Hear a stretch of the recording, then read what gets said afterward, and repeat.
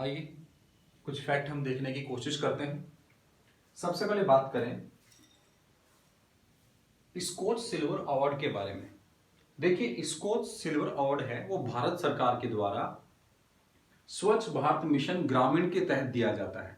तो अगर सवाल आपसे पूछा जाए कि स्वच्छ भारत मिशन ग्रामीण के तहत किस राज्य को स्कॉच सिल्वर अवार्ड से सम्मानित किया गया, याद रखना, स्कॉच सिल्वर अवार्ड से किस राज्य को सम्मानित किया गया है या किस राज्य को स्वच्छ भारत मिशन ग्रामीण के तहत स्कॉच सिल्वर अवार्ड मिला है। तो जवाब आपका होना चाहिए राजस्थान को। तो राजस्थान को स्कॉच सिल्वर अवार्ड प्राप्त हुआ और ये किसके तहत दिया जाता है? स्वच्छ भारत मिशन ग्रामीण के तहत। तो स्वच्छ भारत मिशन ग्रामीण के तहत स्कॉच सिल्वर अवार्ड प्राप्त करने वाला राज्य कौन सा है? तो आपका जवाब क्या होगा? राजस्थान। ठीक है जी। अगली इंफॉर्मेशन पे हम चलें तो देखिए, शहरी निकायों के सुधारों को सफलतापूर्वक लागू करने वाला पांचवा राज्य कौन सा है?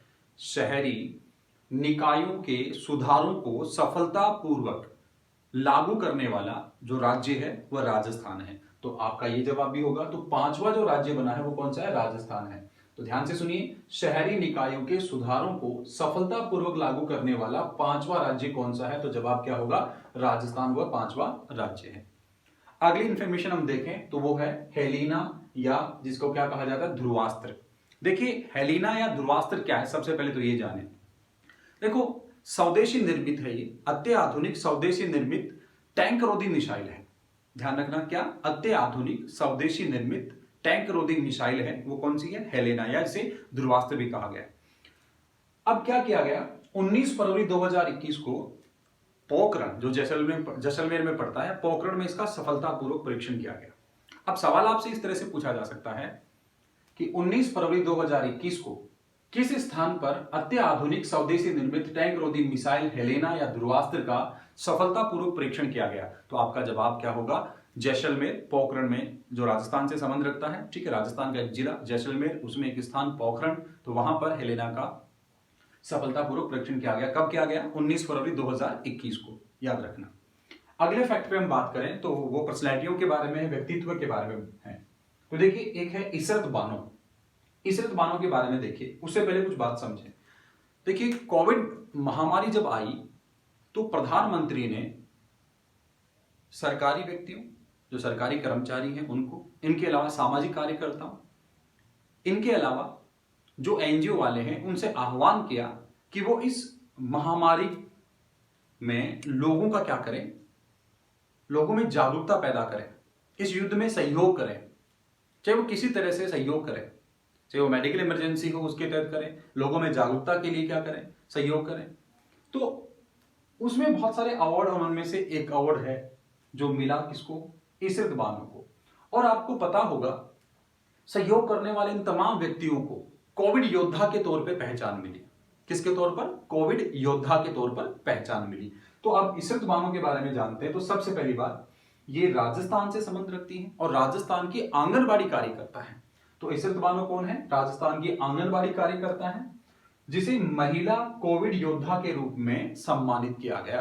तो वह महिला जिसे, राजस्थान की वह महिला जिसे कोविड-19 के विरुद्ध लड़ाई में महिला कोविड योद्धा के रूप में पहचान मिली या सम्मान मिला, वह कौन है? तो जवाब होगा इशरत बानो। और इशरत बानो है, ये आंगनबाड़ी कार्यकर्ता है।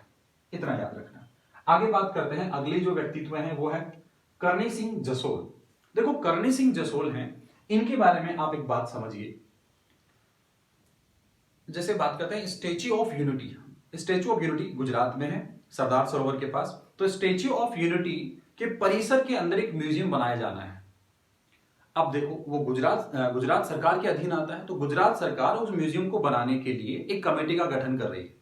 अब गुजरात सरकार ने वो कमेटी का गठन किया और उस कमेटी के अंदर राजस्थान के जिस व्यक्ति को शामिल किया गया वो कौन है? वो है करणी सिंह जसोल। तो याद रखना, आपसे सवाल इस तरह से पूछा जा सकता है कि स्टैच्यू ऑफ यूनिटी के परिसर में प्रस्तावित म्यूजियम के लिए गुजरात सरकार की ओर से गठित कमेटी के अंदर राजस्थान के किस व्यक्ति को सदस्य के तौर पर शामिल किया गया? तो आपका जवाब क्या होगा? करणी सिंह जसोल को शामिल किया गया।